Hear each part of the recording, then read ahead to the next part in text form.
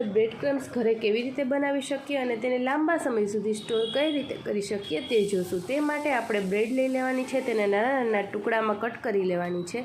ત્યાર પછી આપણે મિક્સર જારમાં તેને સાવ બારીક એવી ગ્રાઇન્ડ કરી લેવાની છે। આજકાલ આપણે જેટલી નવી વાનગીઓ બનાવીએ છીએ બધી રીતે કોઈ મસાલો આપણે કઠણ બનાવવો હોય તો તેમાં પણ બ્રેડ ક્રમ્સનો ઉપયોગ કરી શકીએ।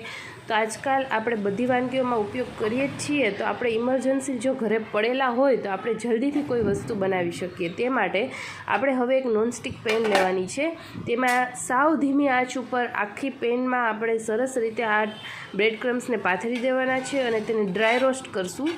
તે માટે આપણે થોડી થોડી વારે ચલાવતા એમને એકદમ ધીમી આંચ ઉપર રોસ્ટ કરવાના છે। બહારની બધી વસ્તુઓમાં પ્રિઝર્વેટિવનો બહુ ઉપયોગ થતો હોય છે, જેથી આપણે ઘરે બનાવીએ તે સૌથી બેસ્ટ છે। તે માટે ગોલ્ડન બ્રાઉન થાય ત્યાં સુધી આપણે શેકી લઈ હાથથી ભૂકો કરી શકીએ એટલે એને ક્રિસ્પી થવા દેવાના।